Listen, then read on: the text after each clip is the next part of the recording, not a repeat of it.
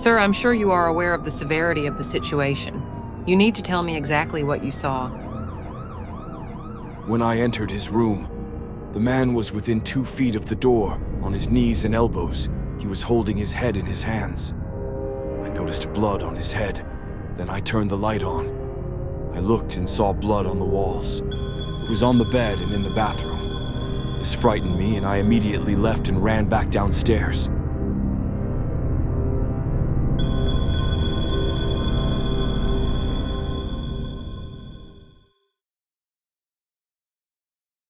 On January the 2nd, 1935 at 1:20 p.m, Roland T. Owen checks into the hotel President in Kansas City. Witnesses say he's somewhere aged between 20 and 35. Ronald specifically requests an interior room several floors up and facing away from the street outside. He provides a home address in LA, and he pays for just one night. Ronald has brown hair with a visible scar on his scalp just above his ear. He's well dressed in a black coat, and it's reported that he's only packed a brush, comb, and toothpaste. After paying, he's given the key to room 1046. Owen is escorted to his room by a bellboy, and Owen tells him that he spent the previous night at a nearby hotel. The bellboy lets him in, and notices Roland Owen go straight to the bathroom and takes out the 3 items that he brought with him: a brush, comb, and toothpaste. He lays them out on the bathroom sink. Owen makes himself comfortable, and apart from travelling light, nothing seems too out of place just yet. Later that day, the maid on duty, Mary Soptic, was doing her cleaning rounds. She walks into Owen's room, not realising it's occupied, to find Owen sitting in the dark, alone. This would be the first of many strange encounters with Owen over the coming days. At first, Mary apologises and goes to leave, but Owen insists she carries on with what she came to do. Owen gets up and briefly brushes his hair, and once Soptic's finished, he leaves with her. On her way out, he asks her not to lock the door because his friend was due to visit very soon. Mary Soptic says Owen keeps the shades tightly drawn in the hotel room, and the lights are off with the exception of one dimly lit lamp. Owen would keep his room in this way for much of his short stay. Over the coming days, other staff members who visited Owen's room make the same observations. According to Soptic's later statement, she felt that Owen was either worried or afraid about something. He always wanted to stay in the dark, she quotes. Some hours later at 4 p.m, Soptic goes back up to the room with new towels to find Owen laying on the bed, completely dressed, in the dark, but the room door is now unlocked. She sees a note on the side that says, "Don, I will be back in 15 minutes. Wait." She presumes Roland Owen is lying drunk on the bed. It was a strange day for Soptic indeed, but nothing on what was about to come.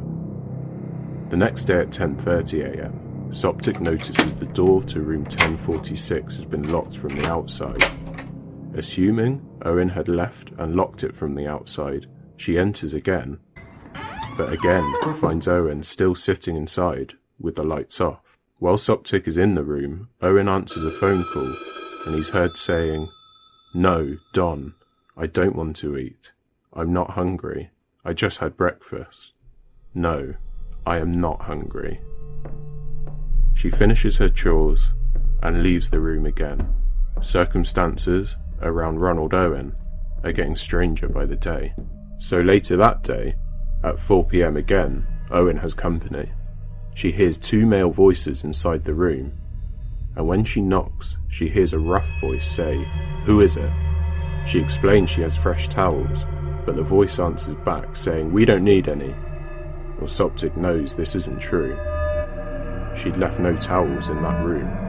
Soptic turns and leaves the 2 men alone. During that night, a woman staying across the hall in room 1048 would report hearing loud voices, both male and female. Apparently, a party had been going on the same floor that night in room 1055, so it's unclear exactly where these voices were coming from, although her feeling was they were indeed coming from room 1046, and Owen had not been alone. But this is where things start to get really, really strange. It's now January the 4th, 2 days after Owen had first checked in, and it's 7 AM when the hotel switchboard operator, Delia Ferguson, notices that Owen's hotel room phone has been off the hook for a while without being in use. So they send a bellboy, Props, upstairs to room 1046 to check what's going on. There was a do not disturb sign on the door, but despite this, Props knocks a few times and hears a voice, a low voice, say, "Come in," and turn the lights on. However, this time, the door's locked from the inside, and no one would get up and let him in. After repeatedly knocking, Props shouts through the door to put the phone back on the hook, assuming that Owen was in there, drunk again. Owen's now getting a bit of a reputation in the hotel as a strange character. It's about an hour and a half later, at 8:30 AM, and the phone is still off the hook. Another bellboy, called Harold Pike, grabs the spare key and goes up to room 1046 to investigate. Harold Pike opens the door. The room is dark, and Owen can only be seen with the help of the hallway light. He looks over and observes that Owen is in bed naked and seems drunk. He can't quite make it out in the dark, but it looks like the bedding around Owen is darkened. The phone stand's been kicked over, and the phone is off the hook. Pike walks over and lifts up the stand, putting the phone back on the receiver. Pike leaves and locks the door behind him, going back to report to his general manager. 2 hours or so pass. It's sometime now between 10:30 and 10:45, and the phone receiver is suddenly off the hook again. The original bellboy, Props, is sent upstairs to sort the situation out and speak with Owen. He knocks, but gets no response. Slowly, he opens the door and witnesses the unthinkable.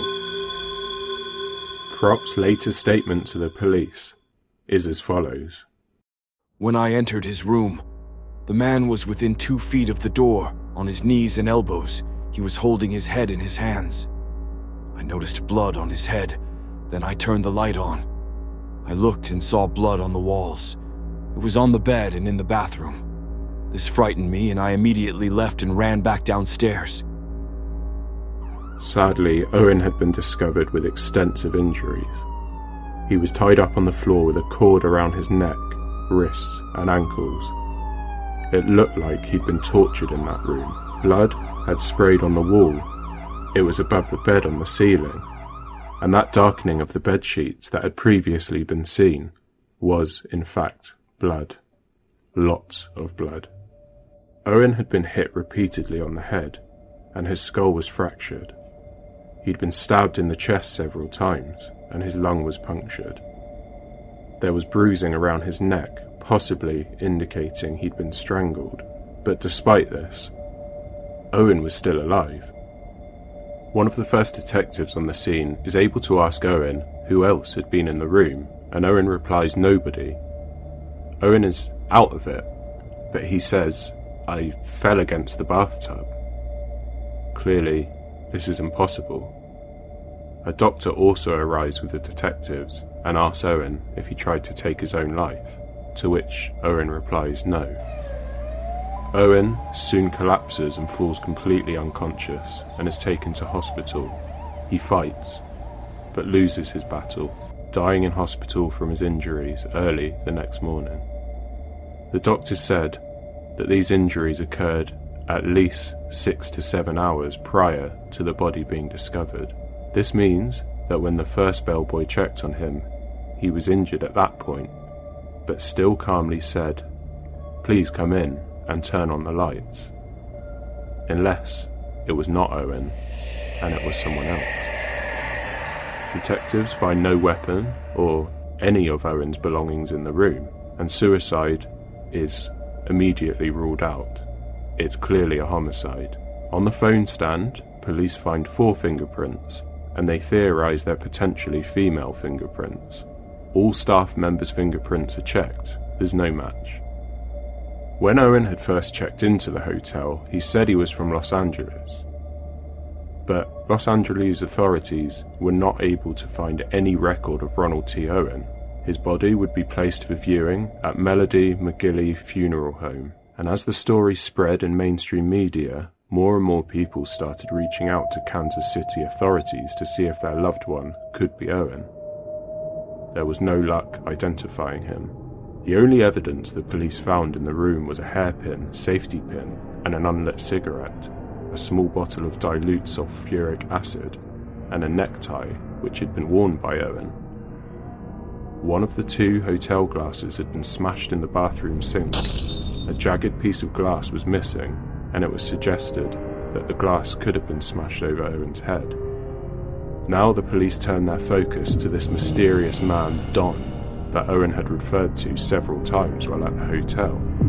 This Don was conceivably the man with the deep voice that had been heard in the room by the maid. Again, however, the police's search is fruitless. Owen's burial is announced by the Journal-Posten March the 3rd and would be in Potter's Field. However, the funeral home organising this receives a odd call from an anonymous individual saying they would send the necessary money to give Owen a proper funeral. Who was this? Sure enough, on March the 23rd the money arrives, bundled up in a newspaper and delivered to the funeral home, again anonymously. Flowers on the day are also anonymised, arranged via the Rock Flower Company along with a card. The card reads, "Love forever, Louise," and they are placed on Owen's grave. The police are stumped. They go to LA to try and find the next of kin, and it turns out that Ronald T. Owen does not exist. About a year and a half later, in 1936, a friend of someone called Ruby Ogletree found an article talking about the strange Owen case. Ruby's heart sinks. She immediately recognizes Owen, and it's her son. Owen had left Birmingham in 1934, but his real name is Artemis Ogletree.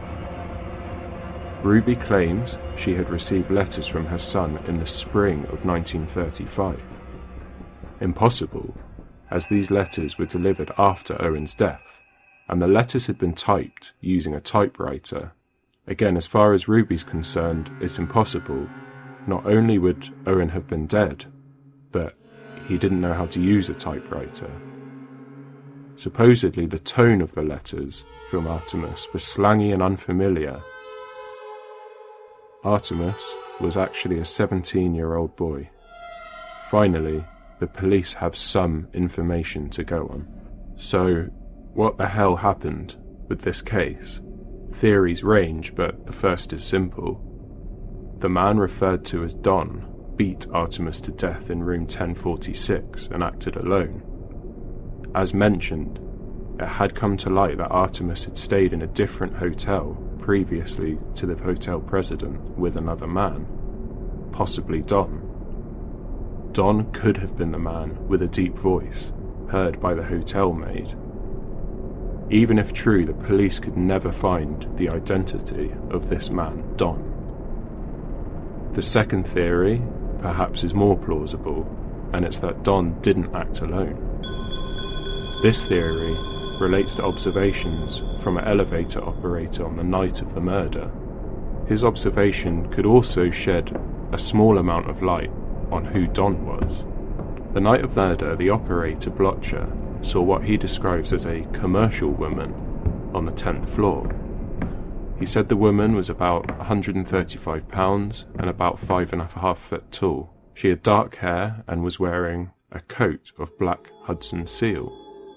In other words, she was dressed nicely. Blotcher said that this woman was looking for room 1026 to meet a man that she was unable to find. It's possible this woman was looking for Artemis and had mistaken room 1026 for room 1046. This mysterious woman was also seen with a man on the 9th floor. The operator said this man was about the same height as the woman, and again, it's speculated that this man could have been Don. Remember, the police found 4 fingerprints in the room.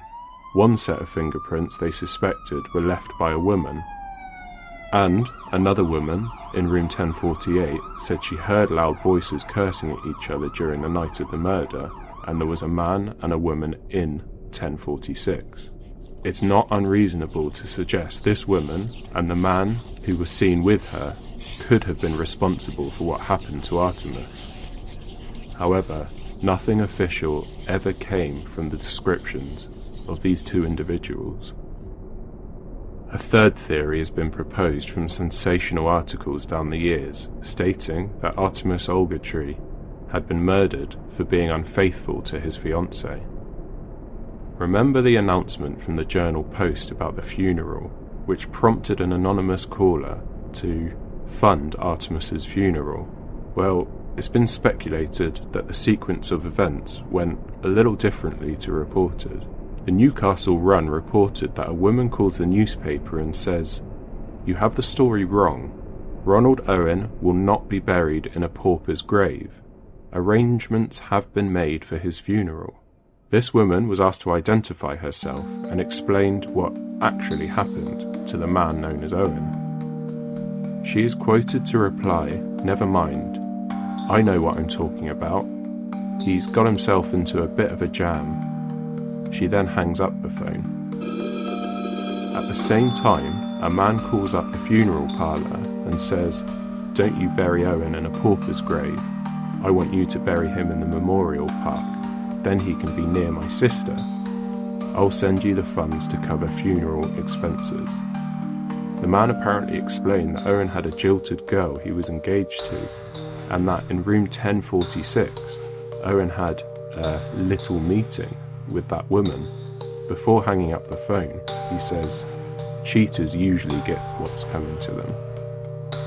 Was Artemis really cornered at the hotel? Was he tortured and punished for his poor judgment?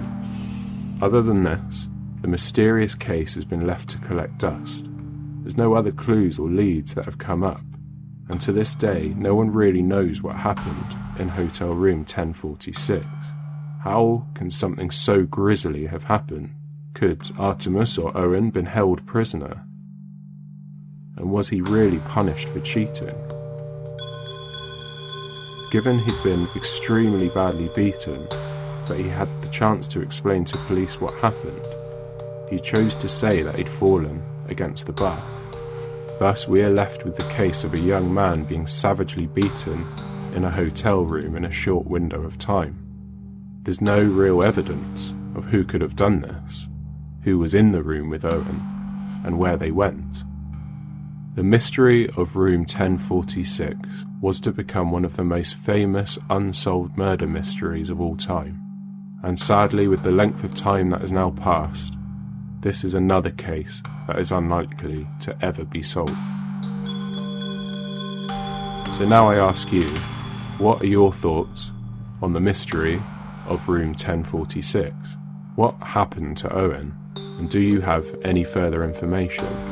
Feel free to let us know your thoughts in the comments below. Thank you for watching Mysteries Retold. If you enjoy this content, please do like and subscribe. It helps us out, and it means you will not miss any future mysteries. And we close the door on this one, wishing the best for Artemis's family and hope that he is finally at peace.